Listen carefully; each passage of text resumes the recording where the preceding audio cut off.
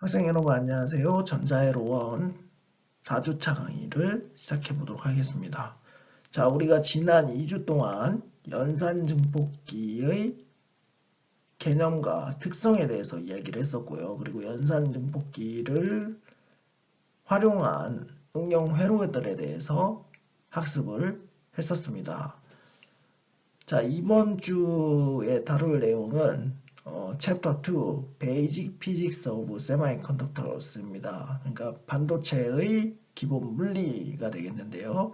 우리가 연산증폭기를 배우면서 연산증폭기가 트랜지스터로 이루어졌다고 했었죠. BJT나 바이폴라 정션 트랜지스터나 모스펫, 메탈 옥사이드 세미컨덕터 필드 이펙트 트랜지스터 이 두 가지로 이루어져 있고 그 외에도 다이오드, PN 다이오드 등이 활용이 돼서 회로를 구성을 할 수 있다고 했었습니다. 다이오드가 활용되는 경우는 렉티파잉 서킷이었죠.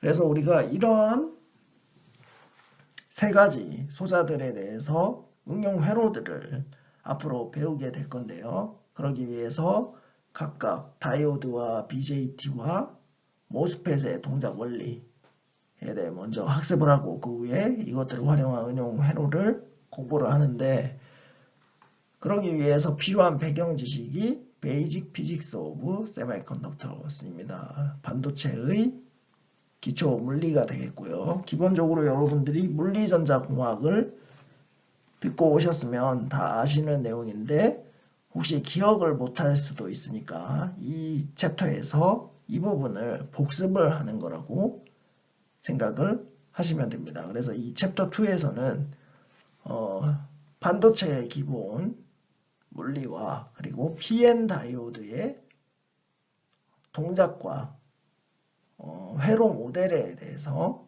이야기를 하게 될 겁니다. 반도체 물리전자공학, 그러니까 물리전자공학을 열심히 수강한 학생은 이 파트가 굉장히 쉽게 느껴지겠죠. 본격적으로 반도체 기초 물리에 대해서 이야기를 해보도록 하겠습니다. 컨텐츠에 대해서 살펴보겠습니다. 컨텐츠는 크게 두 가지로 나눌 수가 있겠고, 첫 번째는 Semiconductor Materials and Their Property라고 되어 있죠. 반도체 재료와 그 특성이고요. 세부적으로는 차지 캐리어가 뭔지 그리고 도핑이라는 걸 왜 하겠는지 마지막으로는 캐리어가 전류를 형성시키기 위해서 움직이는 메커니즘이 뭔지에 대해서 다루게 될 겁니다. 그러고 나서 두 번째 파트에서는 PN정션 다이오드에 대해서 이야기를 해보겠습니다. PN정션 다이오드의 구조와 각각 이제 구조에서 공핀 영역이 어떻게 형성이 되고 그런 것들을 얘기를 할 겁니다. 그러고 나서 리버스와 포워드 바이어스를 걸어줬을 때 어떠한 변화가 생기는지 그 후에 IV 전류 전압 특성에 대해서 이야기를 할 거고요. 마지막으로 이 PN 정션 다이오드 소자를 등가 회로로 나타낼 때 어떻게 표현할 수 있는지 배우게 될 겁니다. 그래서 여기에 배우게 될 내용들이 다 정리가 되어 있는 거죠. 그래서 이게 뭘 배우는지 반드시 꼭 기억을 해주시고 수업에 임해 주시면 되겠습니다. 자, 앞에서 말한 두 파트 중에 첫 번째 파트 Semiconductor Material and Their Property 부분에 대해서 얘기를 해보겠습니다. 이 부분은 크게 제가 세 가지 부분으로 나눌 수 있다고 했었죠. 그 각각 세 가지에 어떤 내용들이 들어있는지 좀 얘기를 해보겠습니다. 첫 번째, 차지 캐리어죠. 차지 캐리어 부분에서는 우리가 크리스탈 스트럭처와 에너지 밴드가 어떻게 생겼는지 밴드 이론, 그리고 밴드갭 에너지, 홀, 전공에 대해서 이야기를 할 거고요. 그 다음으로는 이 캐리어 덴시티, 캐리어 덴시티가 뭔가요? 전자와 전공의 밀도, 즉 농도로 얘기하는 거겠죠. 이 농도를 변화시키면 어떤 일이 생기는지 이야기를 해보겠습니다. 그래서 인트린직 세마이컨덕터와 익스트린직 세마이컨덕터를 설명을 할 거고, 그 다음에 이 익스트린직 세마이컨덕터를 만들기 위한 기술인 도핑에 대해서 이야기를 하겠습니다. 그 후에 일렉트론과 홀이 전류 생성에 기여하기 위해서 움직이는 메커니즘 두 가지에 대해서 이야기를 할 예정입니다. 디퓨전이랑 드리프트가 되겠고요. 궁극적으로 여기에 나와 있는 반도체 기본 물리들을 우리가 학습하는 이유는 반도체의 소자 특성을 분석하기 위해서입니다.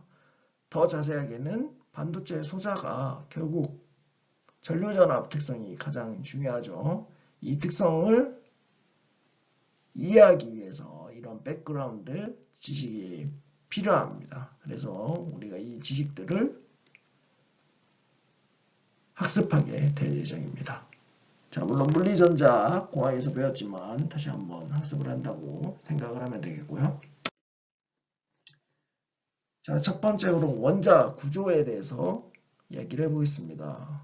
자, 먼저 고체의 구성에 대해서 얘기를 해보죠. 어떤 물질이 있죠. 이 물질을 쪼개면 이렇게 조각으로 나눠질 수 있고, 이거를 계속 쪼개다 보면 분자라는 게 나옵니다. 즉, 이 물질은 분자로 구성이 이루어지게 되는 거죠. 그리고 이 분자는 원자로 구성이 되고, 각 원자는 원자 핵과 전자로 이루어져 있습니다. 이게 바로 물질의 구성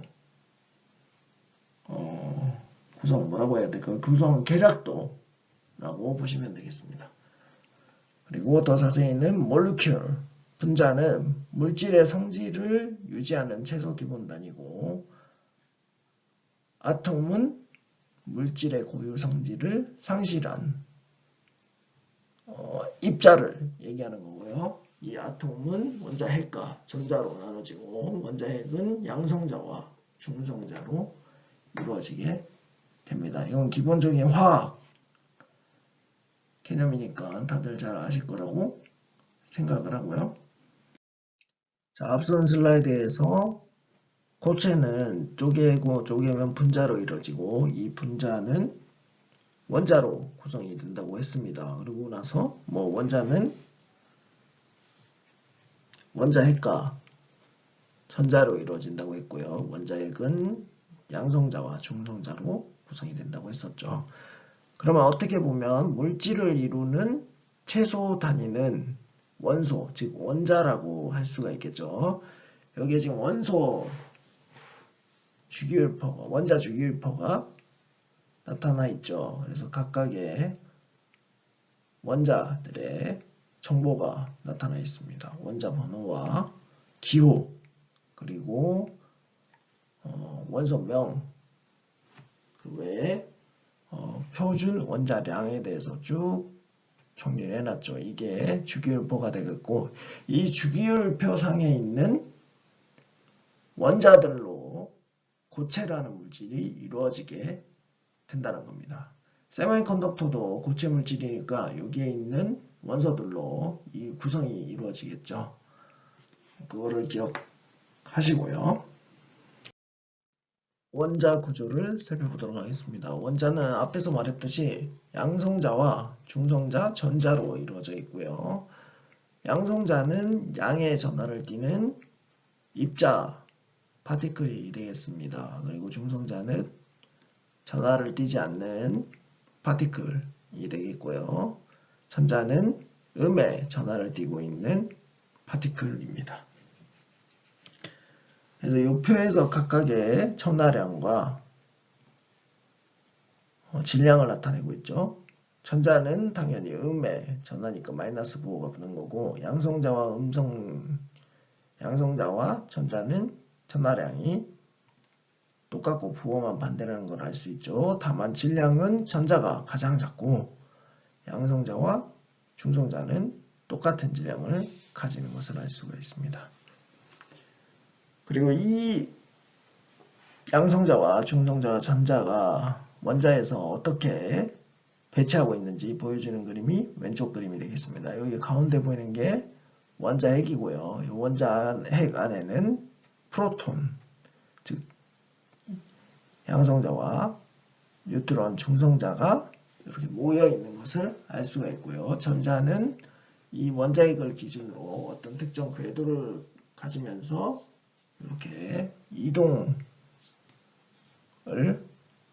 하고 있습니다. 궤도를 따라 이동을 하고 있는 거죠.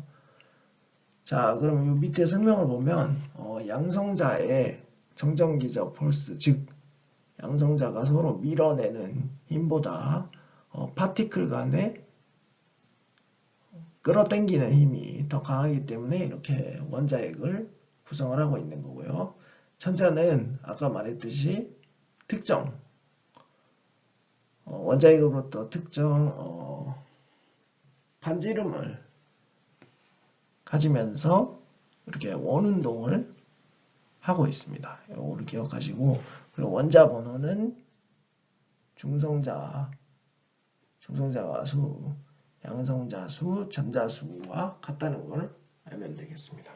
그래서 주기율표에서 실리콘의 원자 번호는 14죠. 그러면 양성자 수도 14개, 중성자 수도 14개, 전자 수는 14개가 됩니다. 그럼 이걸 바탕으로 이 전자들이 아까 궤도를 그리면서 움직이고 있다고 했는데 이거를 어떻게 표현하는지 알아보도록 하겠습니다. 여기 전자와 양성자의 크기 비교를 해놨네요. 약 1830배라고 되어 있네요. 자, 좀 더 자세하게 원자 내에서 전자들이 어떻게 표기가 되는지 한번 알아보도록 하겠습니다. 여기 왼쪽에 보이는 게 카본 아톰이죠. 카본 아톰은 원자 번호가 6번입니다. 그러면 양성자, 중성자, 전자의 개수가 각각 6개가 되겠죠. 그러면 전자가 하나, 둘, 셋, 넷, 다섯, 여섯. 이 그림과 같이 배치가 되어 있는 것을 알 수가 있죠. 그래서 전자는 특정한 구형태의 쉘, 껍데기를 돌고 있다는 것을 알 수가 있습니다. 그리고 주껍질과 부껍질을 이용해서 각 전자의 위치, 전자가 위치하는 뭐라고 할까요? 에너지 스테이트를 표현을 하게 됩니다. 그래서 여기에 N과 L 있죠. 여기서 N은 주 모멘텀이 아니죠. 주 퀀텀 넘버고 L은 오비탈 앵귤러 모멘텀 퀀텀 넘버입니다. 그래서 여기 설명이 되어 있죠. N은 1, 2, 3, 4로 되어 있고 이거는 주껍질, 쉘을 의미하고요. 이 1, 2, 3, 4를 각각 K, L, M, N으로 포개해서 껍데기를 나타냅니다. 그래서 주껍질은 N일 때 K 껍질, N일 때 L 껍질, N이 3일 때 M 껍질, N이 4일 때 N 껍질이 되겠습니다. 그리고 각각의 이 주 껍질은 부껍질로 또 나눠질 수가 있습니다. 부껍질은 각각 0, 1, 2, 3, 즉 주껍질 수에서 마이너스 1만큼 한 수까지 0부터 마이너스 1만큼까지 수까지 부껍질을 가지게 됩니다. 그래서 K쉘은 L이 0일 때 부껍질을 가지죠. 그거는 S고요. 그리고 L이 경우에는 L 껍데기는 N이 2니까 서브쉘인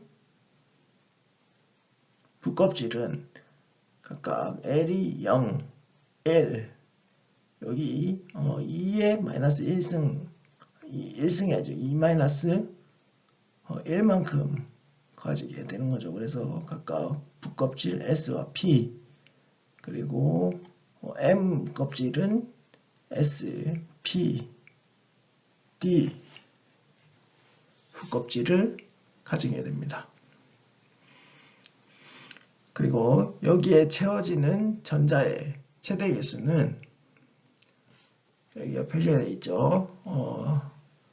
서브셀의 컴퓨터 넘버를 표현해서 표현이 됩니다. 2 곱하기 2L 더하기 1인 거죠. 그래서 요 S 부껍질의 경우에는 두 개의 전자가 맥시멈 개수가 되는 거고, 요 P 부껍질의 경우에는 L이 1이죠. 그 값을 넣어주면 6개가 되는 거고, D는 10개, F는 14개가 되게 됩니다. 그래서 차례대로 주껍질 K, L, M, N 이렇게 표기가 되고요. 각 K, L, M, N은 그 내부에 부껍질을 또 가지게 됩니다. 그래서 주껍질 사이의 간격은 조금 더 벌어져 있는 걸 알 수 있고, 이 주껍질 내에서 부껍질들은 좀 밀접하게 가까이 붙어 있는 것을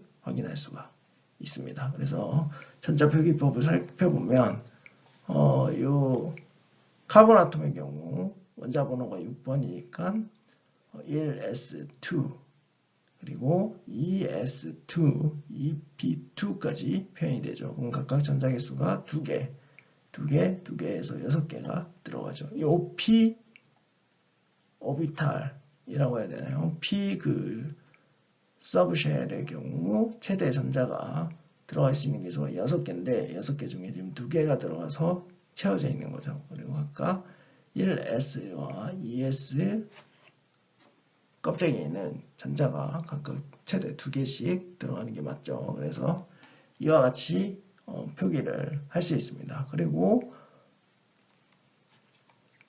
가장 최외각 껍데기에 존재하는 전자들은 밸런스 일렉트론, 즉 가전자라고 하고, 나중에 화학적인 반응을 통해서 원자 간의 결합이 이루어지도록 하는 역할을 하게 됩니다.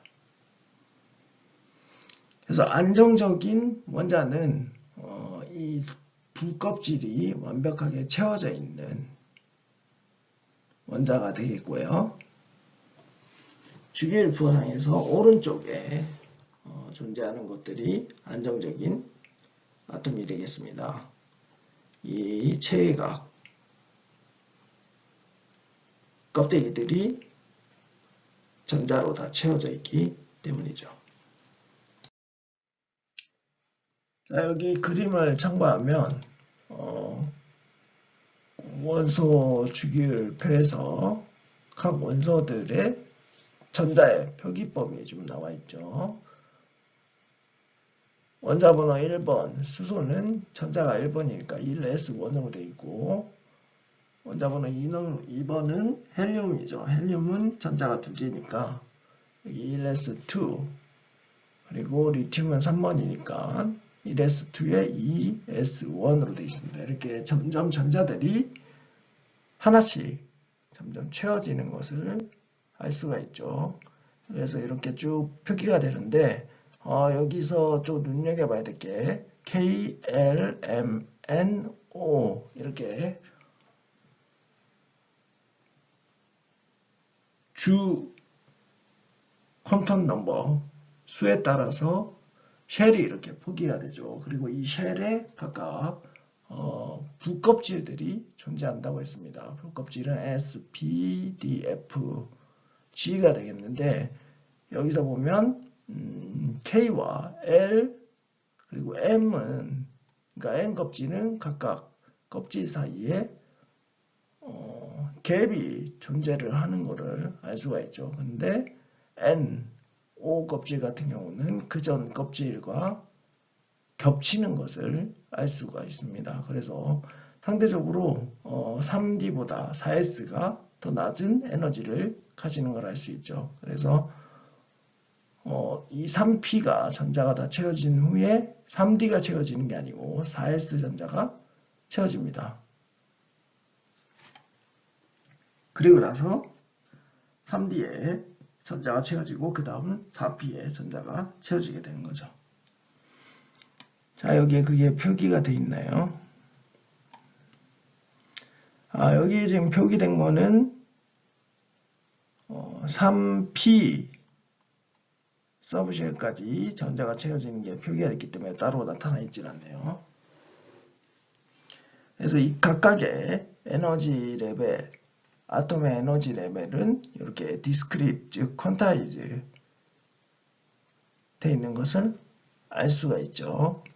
그래서 중복되는 에너지 레벨이 없습니다. 여기 3D랑 4S, 4P도 중복되지 않고 각각 다른, 가깝지만 각각 다른 에너지 레벨을 가지고 있는 것을 확인할 수가 있죠. 그리고 각각 에너지 레벨은 N과 L 값으로 위치 표기를 구분을 할 수가 있다는 걸 알 수가 있습니다.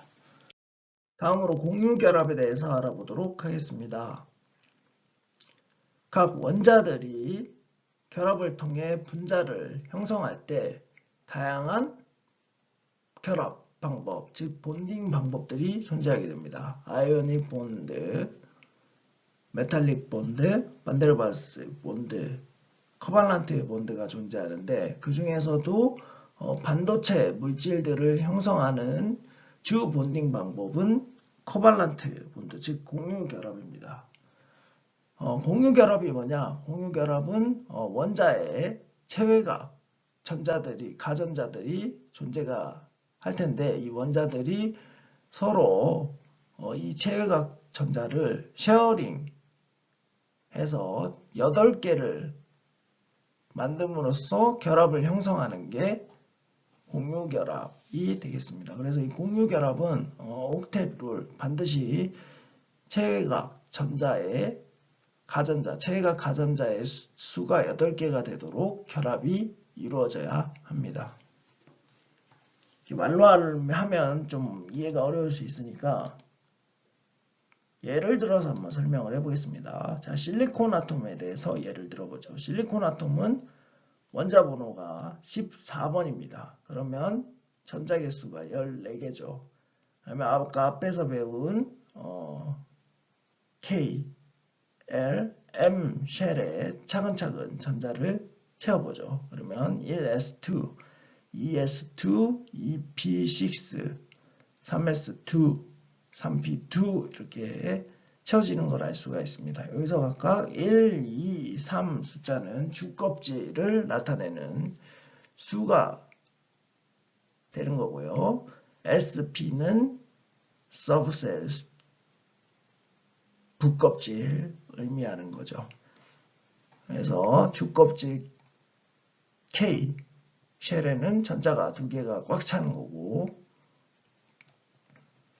그 다음에 L 쉘에도 전자가 모두 꽉 차 있는 것을 알 수 있죠. 이거 8개죠. 2개, 6개, 8개고 그 다음에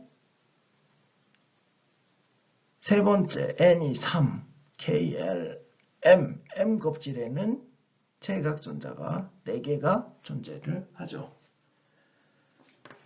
그래서 여기 그림을 살펴보면 지금 가운데 원자핵이 있고 각각 전자가 K쉘에 2개, L쉘에 8개, M쉘에 4개가 있는 것을 알 수가 있습니다.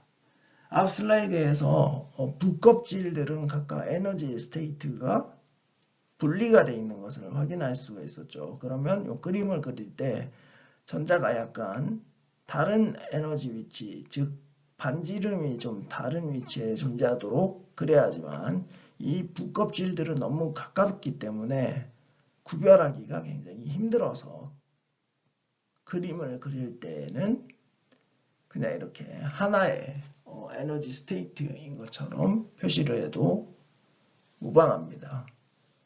그래서 이렇게 그린 거고요. 요거로 간략화하면 가운데 이제 실리콘이 있고요. 여기에 이미 안정적으로 전자가 채워지면 이 전자들이 밖으로 빠져나오지 못하죠. 그래서 안정적인 상태이기 때문에 이렇게 그냥 실리콘에서 동그라미로 표기를 해주고요.